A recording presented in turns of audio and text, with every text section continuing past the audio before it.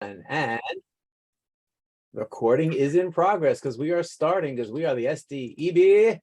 Hey, and welcome to the Power Lunch Networking event, which happens to be the evening edition tonight at 5 o'clock. I am your host, Milo Shapiro, public speaking coach, not coast. It doesn't bode well as a public speaking coach, does it? But I help people who want to be more empowered in their speaking. And I'll be bringing you the program today, which is on behalf of the San Diego Equality Business Association. We are the San Diego's LGBT plus community and its allies Chamber of Commerce. Welcome to the October edition, where there was no actual day on the calendar. Usually I tell you what today is. It's pizza month, because nobody could just eat pizza for one day. So we have, this is our October celebration. Go out and have some pizza if you're not low carb like me. You can mute yourself at this time if you'd like to, or not, because we're a smaller group today. If people want to chime in, I'm a little more comfortable with it being a little more casual today. You'll probably want to turn on the participants window, and that could be under more if your screen is smaller. That way you'll see when you're coming up for your chance to introduce yourself. We are going to put this on YouTube, so don't be surprised. It'll look something like this as we post it on our Facebook page for people who want to catch it after the fact. Always have people who see it on the Facebook and watch it later. You can be the sponsor for next month if you like. We didn't have a sponsor for this month, but send us a note, info@sdeba.org, and that will make that possible. Helping us out today, we have our CEO, Jeremy Wilson. We also have Brenda Geary, who might be helping us out, who might not. And we have Barbara Eldridge, who's going to help us out in just a moment as well. Those few people up there, they're going to be joined by a few more people there. There you go.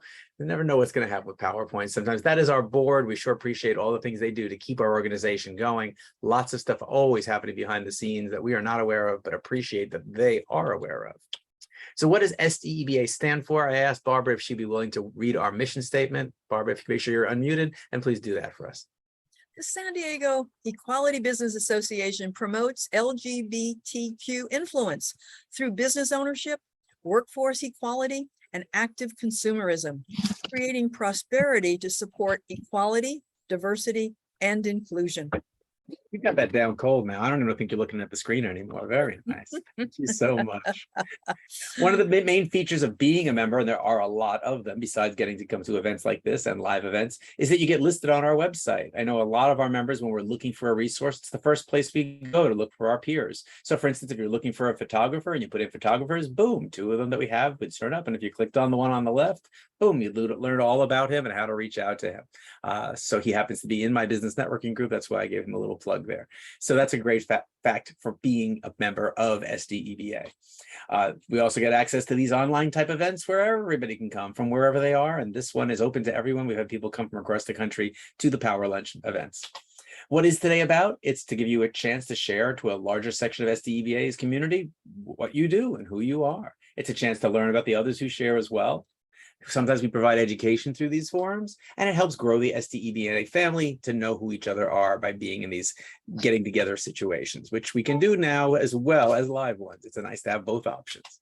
What it isn't is exclusive by industry. So there's a chance 2 people on the call could be in the same industry, and that's okay for this time. It's not a chance to learn about each other too intimately, because we're only going to share for a little bit. So if somebody says something that makes you think, oh, I want to know more about that, or oh, that could be a good resource for me, reach out to that person offline or in the chat. It's not a replacement for our business networking groups. We have 2 times currently a month, each week, that you could get together with the same people every week and really get to know each other's businesses intimately. If there are 10 people in that group, it's like 10 people out there advertising you instead of just you on your own. It's a wonderful thing. It's not a commitment. If you can't be here at this time, if you've got a client who needs you, be with them. But if you can be with us, please do. And finally, it's not really a place to sell to us. It does happen, but think about selling through the room, not to the room, and you're more likely to have advocates for you. Our meeting format looks like this. We're going to finish this intro in a little bit. We'll have member introductions where each one of us can tell just a little bit about what we do and why we're involved in the organization and how we can be of benefit to others. Then we'll have our guest interview with Pegah Parsi, whose name is in the right place. I'm so glad I did that right. And we'll talk about any upcoming events that we have going on. I know we have something big in December Jeremy's going to want to talk to you about. And then we'll have our official closing after that. Sometimes we have extended Q&A. If people have questions for Pegah and she can hang around, you can ask those questions once we stop recording. That's the one thing you do miss out on if you don't catch this live is the Q&A time.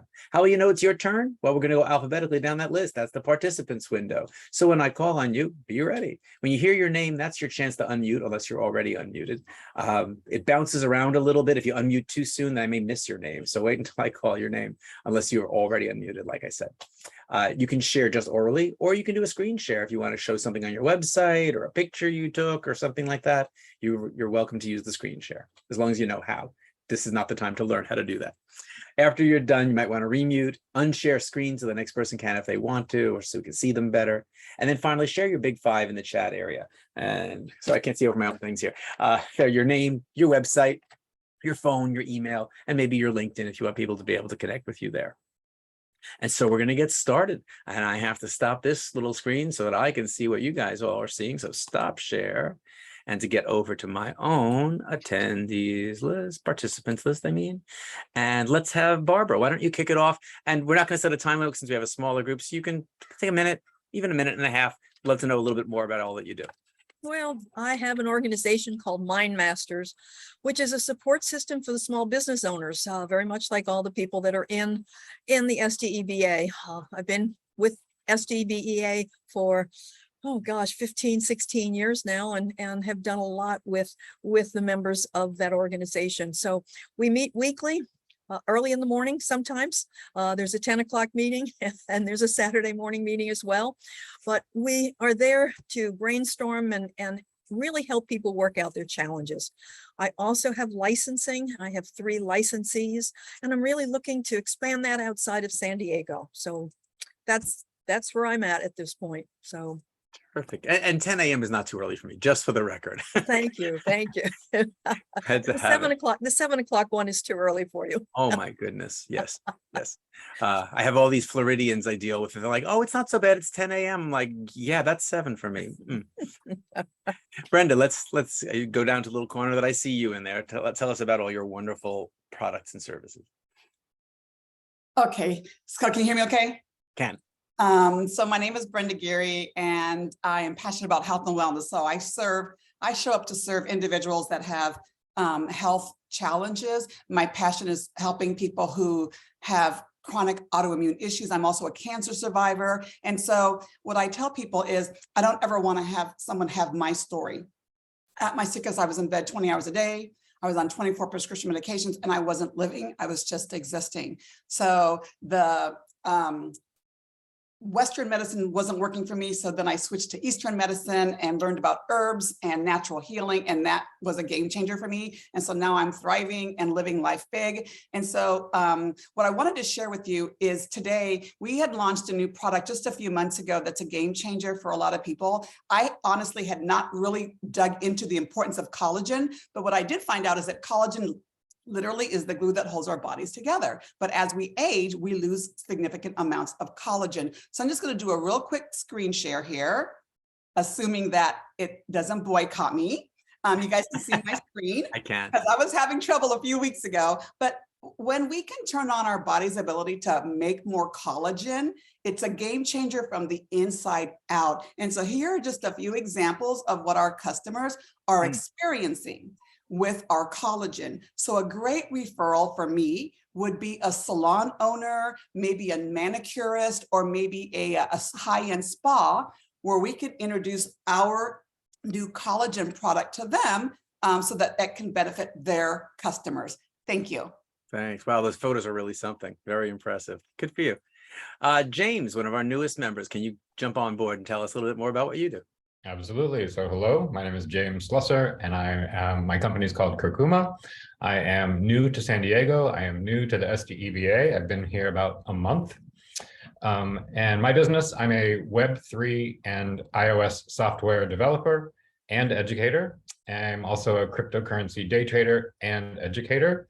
And I guess my only kind of plug I can relate for, not plug, but story that I can relate to the group today was I had a member of the SDEBA contact me earlier today, who unfortunately I believe is a victim of a crypto scam. Ooh. And while I personally couldn't help him, I was able to connect him with a contact of mine also here in San Diego, who's a crypto fraud investigator. So hopefully they'll be able to sort things out. But happy to be able to contribute back to the community already.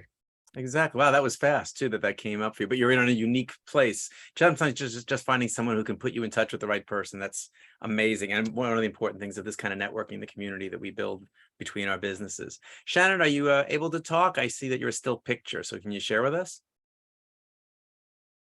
You're muted in a still picture. So I don't know if you're just listening in today or looks like it. Okay, let's go over. I think we have almost everyone taken care of. She said her mic isn't working. She's just listening. Okay. I Well, can do a quick intro for Shannon. She's a can friend you of please mine. do? And this is Pega, everyone, our guest. So Pega, take it away.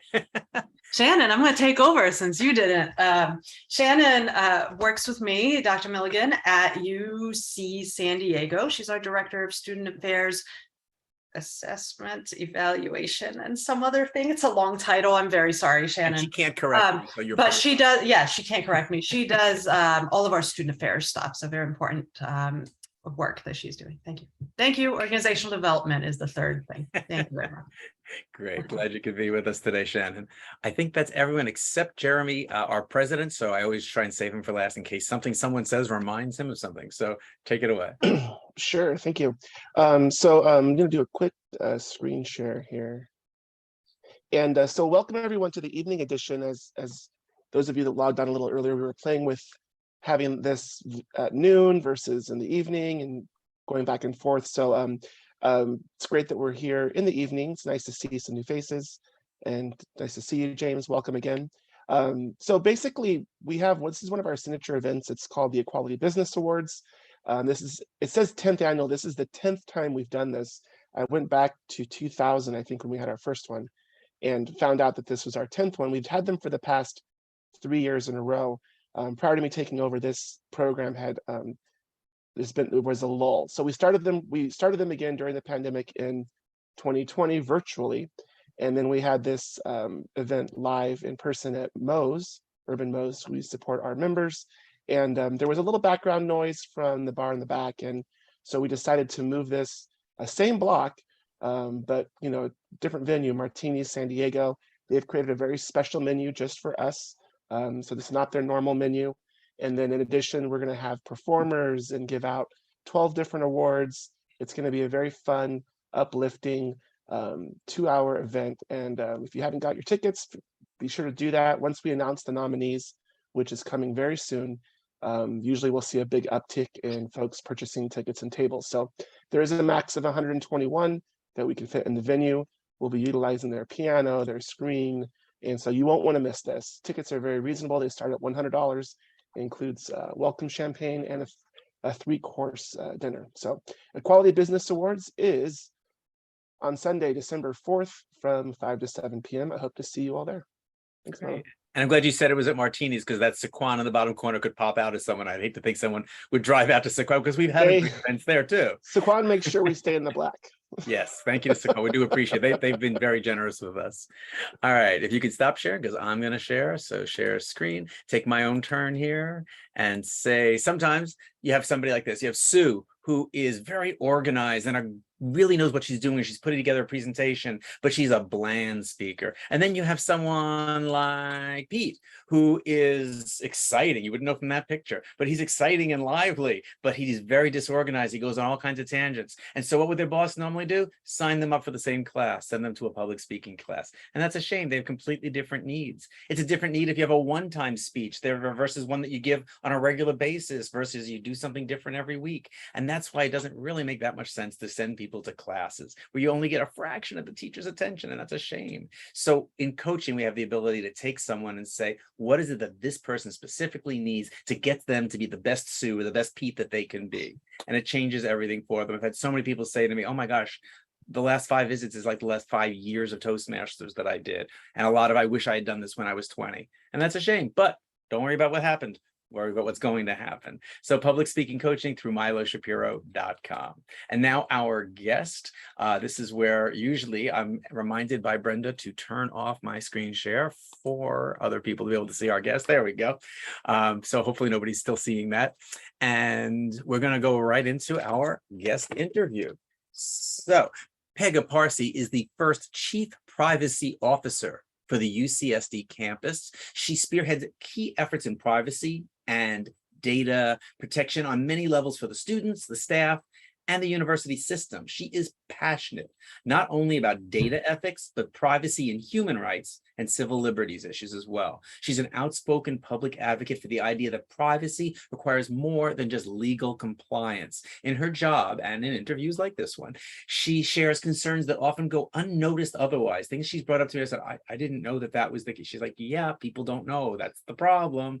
And she shares these things while providing thoughts on leadership in privacy values, ethical frameworks, philosophy around this whole issue of privacy and security that goes with it. We mentioned security in some of our notes, so it is both.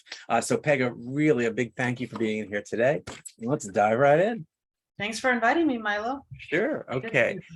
As we talked before the event, I began realizing that privacy means a lot of different things in a lot of different situations. And I started thinking, what exactly does that word mean? Does it have one definition, or is it just a vague word? That's a great question to start off with, because most people don't quite know what they mean by privacy. We use that word all the time. We throw it around all the time.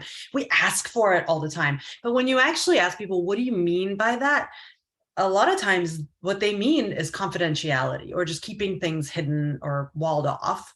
But what I'm talking about when I talk about privacy, and increasingly what you're hearing that term being used as, means having control over yourself, having autonomy over yourself, an agency over yourself. That's a slightly different concept that we're not used to sort of associating with privacy. When we think of privacy, we think of things like 1984, government surveillance and that level of creepiness, right? That's the first thing people think of, or they think about nosy parents, and their teenagers wanting privacy, right? That's kind of the extent of what we think about. But you're hearing more and more about these laws being passed, about industries, privacy practices.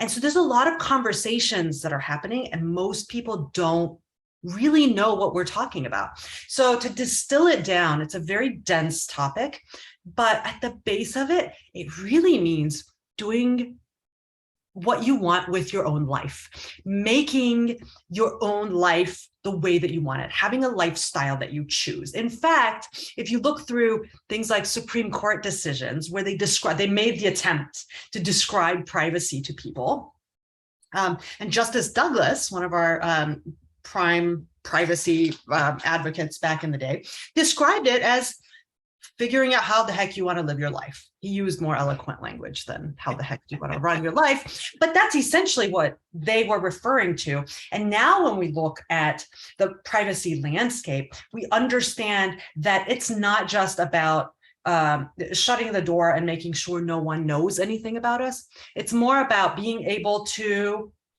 present ourselves to the world the way that we want to be seen, to make sure that our online profiles are not misrepresenting us, are not being used against us.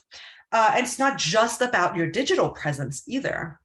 We talk about privacy, at least on our campus, as being about not only your data, but also about your body, about your actual physical body, also about your space, your stuff, also about your communications. So it's all of those things. So having the agency to do what you want with your body, that means, do I get a vaccination?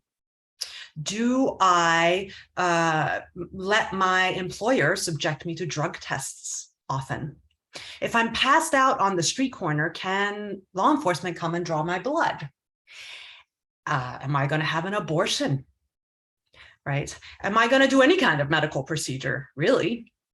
So those are all bodily integrity, bodily privacy issues. That's what we're talking about when we talk about privacy, having agency over yourself. The same exact concept around your stuff, your papers, your comings and goings, who you talk to, how long you talk to somebody, what you say to them. All of those are about your communications privacy. There's a reason why when Milo hit record, there was a big thing that popped up for all of us on the Zoom session. What was that? Right, that's always startling, but that's a requirement because in California, confidential communications, if you're going to record a confidential communication, everyone has to consent. right? There's a reason why every time you call your bank, they tell you it's being recorded. There's a reason why if you're going to record a call, like if I'm calling Milo and I'm hoping to record him, catch him doing something or saying something weird, that's not allowed in California, right? I need to have his permission. I need to tell him, Milo, I'm going to be recording this call, right? Also a privacy concept. But also it is about data privacy, and data privacy being all the things that you all get creeped out about when you talk to somebody, talk to your friend, and then see that ad pop up when you log into wherever, Facebook or Google or wherever, right? Everybody gets creeped out by that. But of course, that's just, at least I would argue that something like that, that irks your creep factor is just the tip of the iceberg. What we're talking about when we talk about privacy is the ability, again, to run your own life. Whether that means you're going to subject yourself to certain things, you're going to curate your presence in the world, whether that means you're going to use contraceptives or get married to a particular individual. All of those things are privacy concepts, and they come out of Supreme Court doctrine around privacy. So I suspect we might get to that and talk a little bit more about recent Supreme Court decisions as we talk about privacy. But it is a broad concept, and it really just means managing your own affairs without interference from others. You covered a lot of different areas. Oh, sorry. What? You covered a lot of different areas in there. I didn't realize it was going to go into that many spaces. But I guess it does, depending if you define privacy that broadly. But I've heard a lot of people say, well, you know what? I don't care that much about privacy because I don't do anything wrong, or I'm not interesting enough for it to matter. So what does it matter if people know what's going on with me? Or I personally, I know I've been known to say, I mean, the first time I got a data breach, I freaked out. I called Experian and all. And now when I get one, I'm like, yeah, they got my social security. Everybody does. It's directly to the recycle bin. Yeah, it's like, what can I possibly do about it anyway? I'm not going to let it ruin my day. So at this point, does it even matter anymore what we try and do? Okay, those are two distinct questions, right? One is, I don't care about this because I don't do anything wrong, or I'm not interesting or whatever. And the other is, well, it's too late now. Right. There's the one thing, the first part says that privacy is just for certain types of people. Meaning if you say, I don't do anything wrong, or I'm not interesting or whatever, you're saying that privacy is for people that are either very important or interesting people, like celebrities, and it's for them. It's for criminals that do something wrong. It's for people that have a lot of money and have that to hide about themselves. Or it's about people that do shameful things. That's what that first statement of saying, well, I don't do anything wrong. Why should I care about this? It's the same line of reasoning that says, if you have nothing to hide, then you'd let us look at all of your data. You'd let us come and rummage through your house. You'd let law enforcement look through the trunk of your car if you had nothing to hide, right? And I think that when we think of it in that government, meaning if we think of it in relation to the government, we all go, no, that's not how we should be thinking about ourselves, right? This has nothing to do with whether I have something to hide. It has something to do with, that's not the government's business. Right. So that's how we really need to think about privacy as a matter that affects every single one of us. And it really does. And we can get into that in just a second. So that's the first, that's the answer to the first problem. And before you go on, I can see what you mean about that idea of, like, if they wanted to go through my car, like, what if they go, I'm stopped at this, I say, sure, I have nothing, I go through my car, and they find my ibuprofen. And now they're suspicious of me because I have drugs in the car, because they don't know it's ibuprofen yet. So now it puts me in a bad light in their mind, potentially, that I've got a bottle of drugs in my car or something like that. So I see what you mean, that even if you're not doing anything wrong, it opens up problems if people have access to your stuff. Absolutely. Absolutely. And that's a very sort of a clear, understandable example that you just gave, Milo. Thank you. The fact is, though, that much of this space is very complicated and confusing for people. Data about you are being collected all over the place, all day, every day, just like they are about me, right? This phone is attached at the hip. This is the closest thing. This is my best friend. This thing is close to me, and it has 43 apps on it collecting stuff all day, every day. It knows where I go. It knows how long I look at something. It knows what I click on. You know, it knows what time of day I'm doing something. It knows where in town I am when I look at something, right? It knows a lot about me. That isn't just used to by law enforcement. It's also used to nudge me and point me in certain ways, make me do certain things. It might make me, for example, click on something I might not have otherwise, buy something I might not have otherwise, spend more time on a platform I might not have otherwise, and have even more information extracted from me. Right? There's a reason why we have these push notifications or things that are constantly barraging your senses with you know, pay attention to this, pay attention to this, click on this, go to this. Hey, you have my phone is giving me a notification right now. I need to see. Milo just texted me, right? There's a lot of stuff because they're engaging you and keeping you glued to this thing. That is a design decision meant to keep you and your eyeballs or your money or your vote or your whatever, right? People are using your information, using data about you to nudge you and make you do certain things and to make decisions about you. So when we talk about, well, we wouldn't want law enforcement to go rummaging through the trunk of our car because they may find something. Yes, but it's also broader than that. It's also saying, well, I also don't want anybody rummaging through the trunk of my car to then decide, oh, I see Pega likes to read romance novels. Maybe I can suggest some romance novels to her and she'll come and pay for those at my bookstore, right? That's a silly example.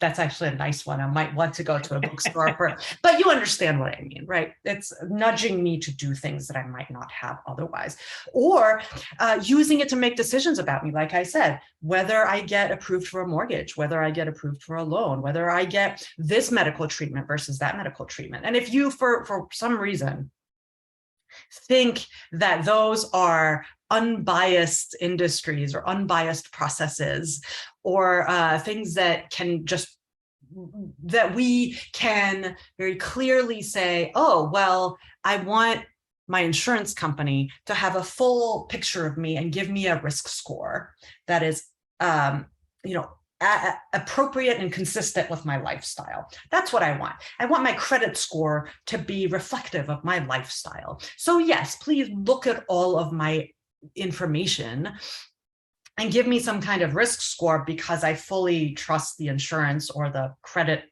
agencies or whatever.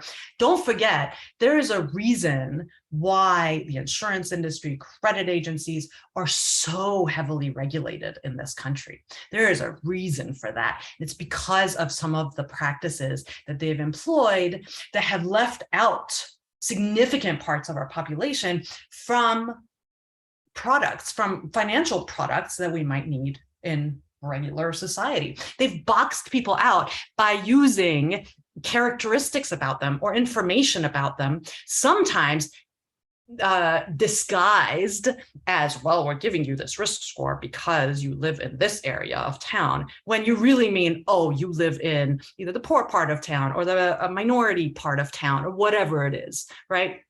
So, and they wouldn't offer them financial products because of that? Or do you mean like insurance? Yes. Oh, insurance, I can see. Okay. I think you meant like if someone in a poor part of town wanted to invest, they wouldn't let them. You're saying like insurance. That would make more sense. Right, insurance or loans or things like that, right? Okay. Where you're being judged by somebody to say whether you're worthy of getting this. And if you're saying, well, you seem like a really risky person based on you know, some of the things about you, but those are being used instead as proxies for things like race or like your sexual orientation or something like that. That's when it becomes very problematic and it causes actual harm in the world. So you're absolutely right, Milo, that I keep going all over the place. I go in tangents because I'm very I'm excitable about this issue. So when somebody says something like that, like, well, I think a credit agency should have a full view of me or you so that they can accurately gauge what my risk is. I say, yeah, I think so. And I would agree with you if I actually thought that there were ethics and equity built into those types of industries, and they're not. Right. So So that is a partial response to your first point, which is I don't do anything interesting. What do I care? You should care because it impacts every single one of you. If you have eyeballs, if you can vote, if you have a voice, if you have money, if you scroll, if your eyeballs do anything, if you are a data subject, if you're the one, that is the source of data, you're valuable. Your data are wanted by companies and by the government. And it should matter to each and every single one of you, from the vanilla-est of you, the most boring of you, should care about this because it makes a difference not only to you, but as a society. You can certainly imagine a society where every single thing that you do is captured somewhere in a database and is queryable, right? If I can at any point be able to see, Milo seems to be a depressive eater, or Pega seems to have no impulse control when she shops at 2 a.m. Right? That's funny, of course, but you can imagine, and don't. It's funny because I can imagine that being true. Don't mistake it, though, Milo. Those exist. There exist data sets that mark you, not that you are one, but let's just use me as an example. How's that? That mark me as a depressive eater or an impulsive shopper or someone likely to do X, Y, and Z, someone likely to do any number of things. And you can imagine once somebody's marked with that, right? Many of you are business people. You can imagine if you can send a little notice to me at 2 a.m, knowing that that's when I'm likely to be in my weakened state and I might buy from you, you might do it. Is that in my benefit? Probably not. So that's the ethics piece that we need to find that balance, because businesses, small businesses, you all deal with them all the time. They need to find us in some way and they want to have at our data to do that. And you want to help those businesses succeed, but you also shouldn't do that from a societal perspective, right? It's helpful today, right now, but there's a reason why the current privacy landscape, the current data landscape is being compared to climate change, where people are actually making those comparisons and saying people need to pay attention. It's such a complicated matter. And the consequences are difficult to explain to people in the long term. But make no mistake, it's coming and people need to pay attention. So that's why people like me go around and bang those drums to make sure that people are paying attention or listening to this issue.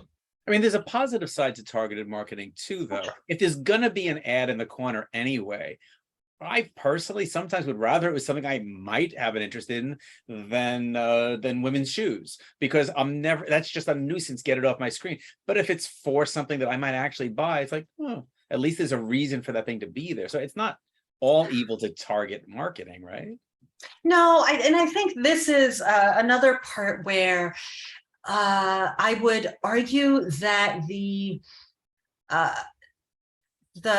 ends don't justify the means, because it causes the way that we've allowed advertising and the advertising networks that exist, the wheelers and dealers in our data, to be essentially packaging us up into various data profiles and buying and selling that profile all over the place for businesses to be able to do exactly what you're saying.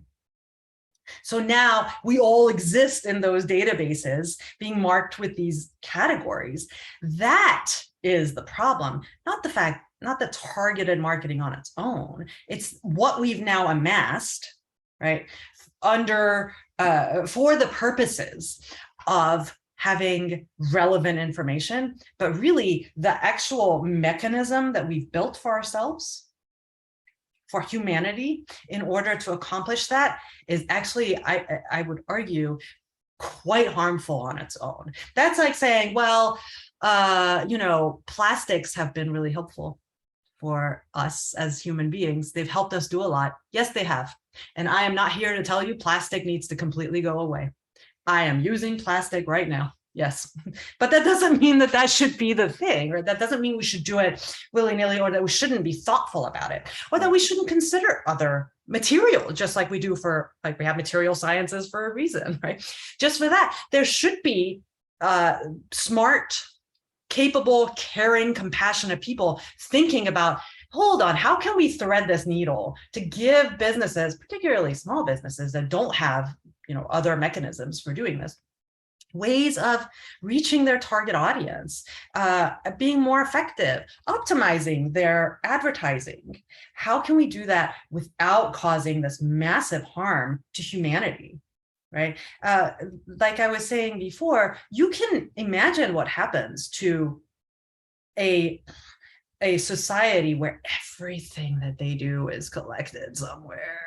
You can imagine how that, just think about how you behave a little bit differently when you feel like you're being watched, right? I have watched myself not do search results, or to change my search, the way that I search things. I don't want anybody to know I'm searching that kind of rash. I don't know, whatever it is that I'm searching for, because that stuff gets marked somewhere and it stays there forever and ever. I don't want very self-conscious about things I searched for today. Wow. Right. Yeah. So I think that's an important thing for us to think about. But before I forget, though, I do want to address the other thing that we had mentioned. One of the things that you brought up, Milo, was, well, I don't care if I don't do anything wrong, and I've addressed that. But then the other issue was, I would care, but the cat's out of the bag. How do I put it back to that? Back in? I want to address that, because I think people that say privacy is dead, I think they have a point, but it's really just a talking point. And it's a convenient one for industry. It's a convenient one to get people to look over there, like, nothing to see here. It's already too late for you. There's nothing for you to do. It's so overwhelming for you to do it. Do you even understand? Don't worry about it. What difference does it make? It's convenient for you, right? Look at what all the good things you got out of it. You got Google out of this, and you got Amazon out of this. You can get free delivery in under 3 hours out of this. Why would you want to stop this thing, right? So industry, you're seeing really rally behind this talking point.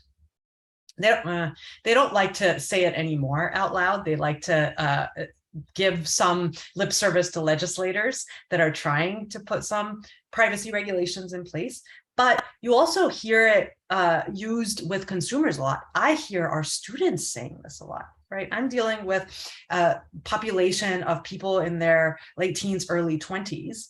And when I talk to them, many of them say, what am I supposed to do? I've been living in the internet age since I was born. Things have been collected about me since I was born. I've never lived in a place or a time where information about me was not being collected all over the place. So I've just, put up my hands. There's nothing for me to do. I can't check the notes that my doctor sent me without signing into his portal, which means I have to accept the long thing that I can't understand or I don't have time to read, and therefore I just accept. That's right. That's right. I can guarantee you every single one of you on this call has just clicked through, has ignored a cookie banner on a website. When somebody has sent you updated privacy terms, you haven't looked at it. You've not clicked on it. I'm the only one that clicks on it. And even I get bored after a minute, right? Nobody reads those things. You know why? I did once, and I was shocked because it was for Fox TV, not the news, but I just wanted to be able to watch Fox on my phone, and I had to click. I'm like, what am I agreeing to here? And one of the things I was agreeing to was to let Fox have access to my contacts. Like, why does Fox need access to my contacts in order for me to watch 24 on my phone? What's the connection? And yet that's what you're giving them. They have, and I'm like, they also own Fox News. What if I did something like, let's call all the people he knew because he was just arrested and talk to everybody he knows about him? It's just shocking to think that we agree to these things. But like you said, how do you? I mean, I didn't need Fox on my phone, but I need eBay. I mean, I shop. How do you get? You can't get around it, can you? Except you can be picky about some of the things that you engage with. My personal philosophy I guess you could say, is not to cut the cord. And I'm not here to tell everybody to cut the cord. That's unrealistic. It cuts you out from the benefits that should, come to you, should flow to you because of the data that you've also contributed. So I'm not at all a person that says throw everything away. I can't. I'm using all this stuff too. But I'm also not using anything and everything all over the place. I do try to curate my presence online. I do, on occasion, inconvenience myself. There have been apps that I've wanted. There are fun things that I want to, but I've said, all right, I've done the balance and said, it's all right. I don't need to enter this contest today. I don't need to play this one, bird-based game today. It's fine, right? But there are other things that I can't not use my Gmail, right? My work Gmail. I can certainly get a private email account for my personal self, which I do. But so there are different things that people can do. And of course, this is an important one. As a business community, I think it's important for small businesses to start asking some of those questions of their vendors. Many times it's your vendors that are actually doing the creepy stuff. They're the ones collecting all the info. They're collecting all info about your customers. And then what do they do with them? They share them out.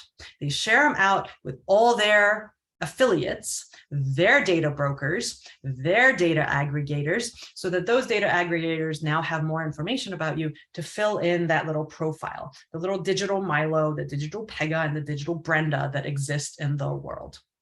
They're filling that in. So it's important, I think, that's what I do at UC San Diego, is whenever we want to engage a vendor that's going to handle any kind of personal data or data of our students or anybody, I always ask them, what do you do with this information? Do you share it with anybody? I would like for you not to share it with anybody. Don't use it for anything else unless you ask me, right? So some of those things that I think are probably common sense, but most people don't ask about and don't push back on at all. That's an interesting thing that can happen if people band together, if different businesses band together. This is another one of those situations where, similar to what we were talking about just a minute ago, where an individual is limited, right?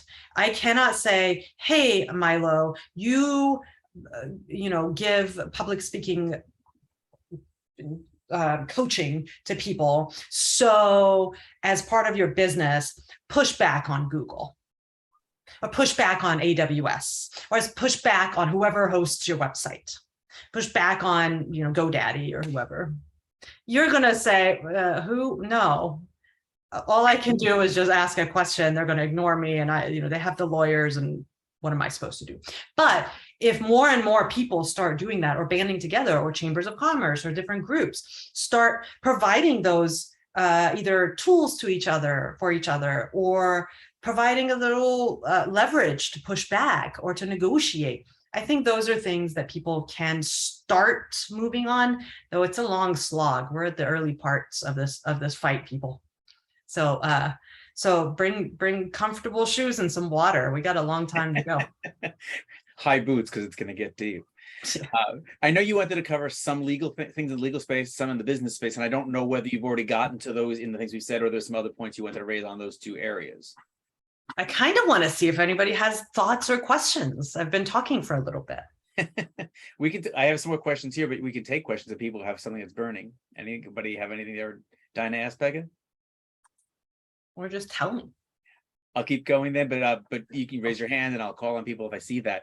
I know that you feel that the recent abortion case, Dobbs versus Jackson, had far-reaching effects beyond anything related to abortion. And when we started talking, I was like, how can that affect things so far away from the abortion issue? And you were like, pretty much easily. Would you address that? Pretty much easily is correct. Yeah. So first of all, I would not call the Dobbs v. Jackson decision an abortion decision. Yeah, that was surprising to me. I'm also not one to call the Roe decision just an abortion decision, because Roe v. Wade related to abortion, but it is not it is not a ruling just about abortion. Mhm.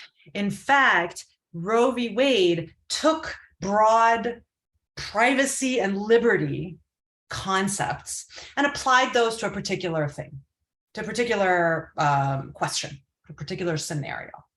But that same exact framing, the same exact arguments, the same exact history, the same exact line of cases, the same exact DNA of the grouping of cases involves such things as contraception, vasectomies, IVF, marriage, how involved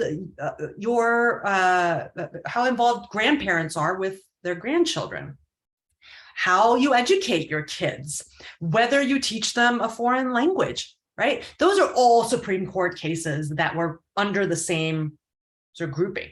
If you look at the realm that Roe sort of sits in, these are all the things that follow the same exact logic, right? Which is, these are some of the things that we think are important for ordered liberty.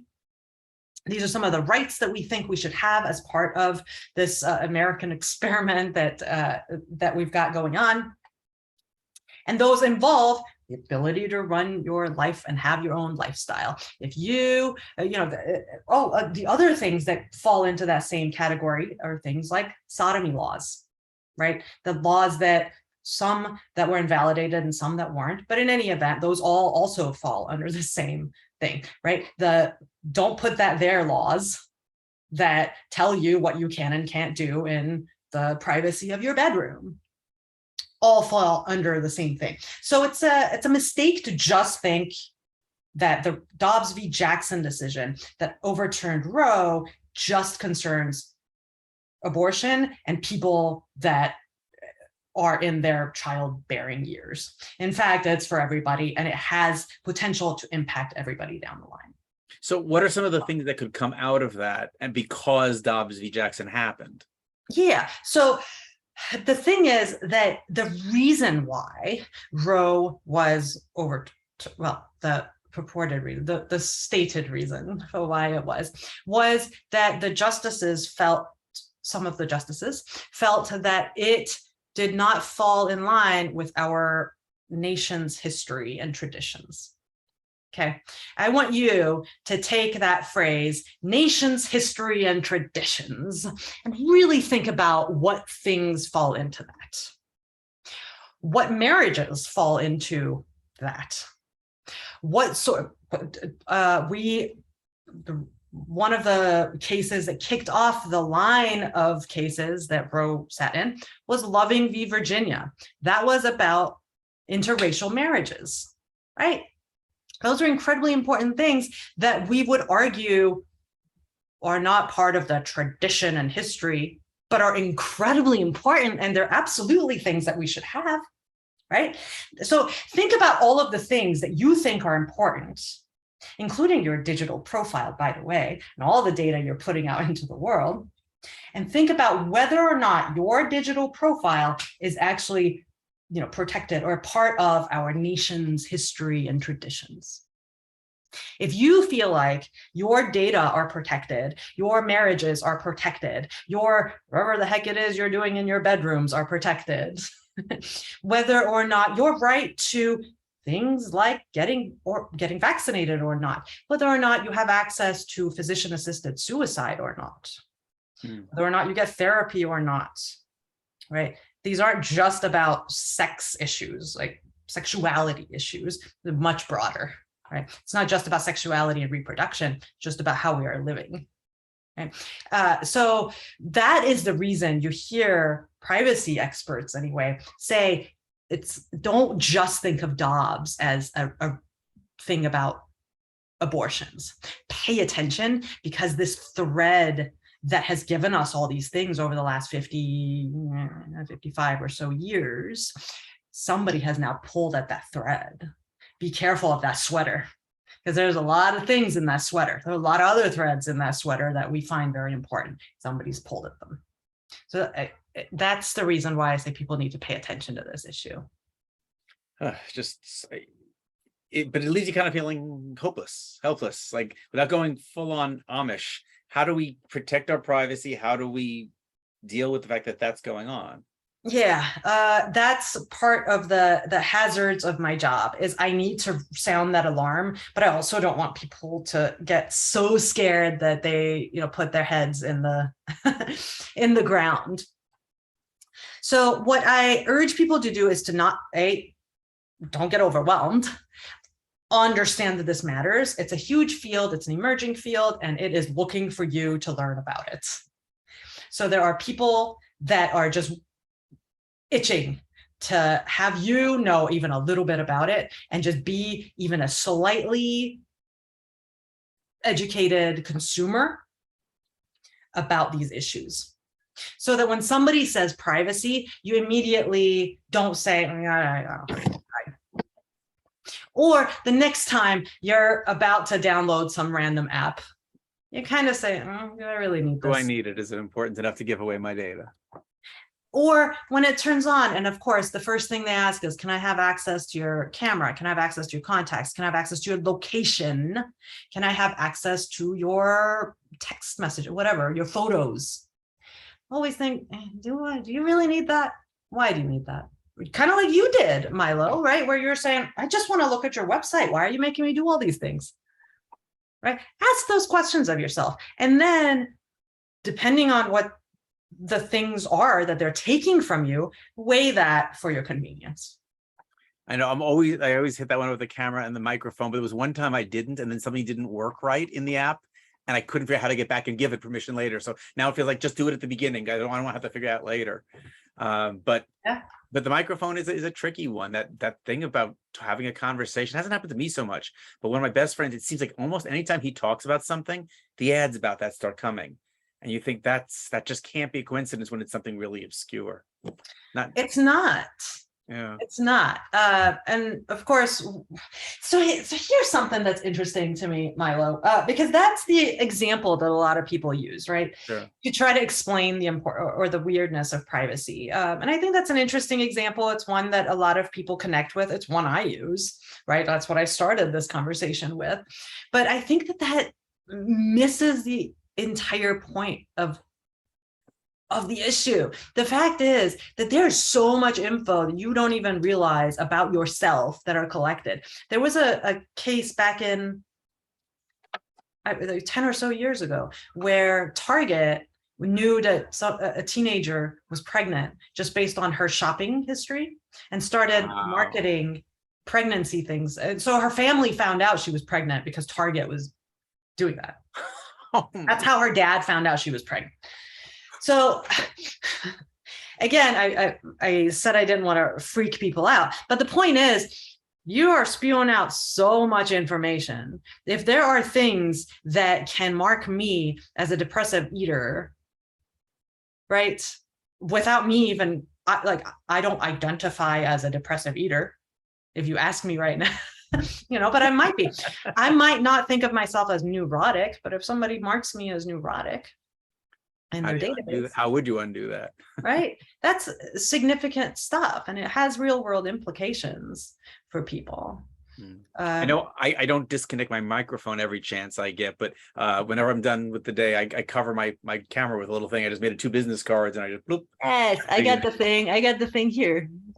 Something built in. I got the cover too. I need to wrap here because we need to wrap, but this has been fascinating. There is so much more. I had more questions. And if people have more questions, they can linger afterwards for it. But we need to just kind of wrap up the meeting officially. So let me get my share screen back on and get back to here. That's where we left off on that. Yes, I did turn off the screen for her and you saw her. Our next power lunch is November 9th.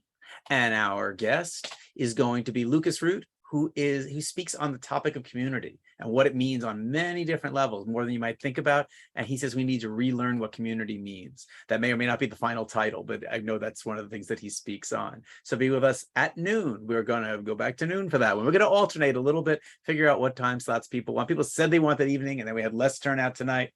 Who knows? But we're going to see what happens when we do November 9th back at noon again.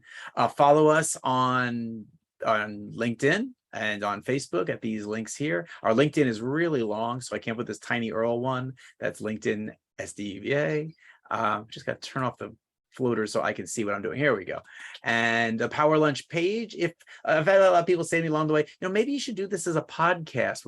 I'm like, listen to the video and it's a podcast. So go over to, and I have someone who said, I never thought about that. I'm gonna be listening to all the back episodes on a trip.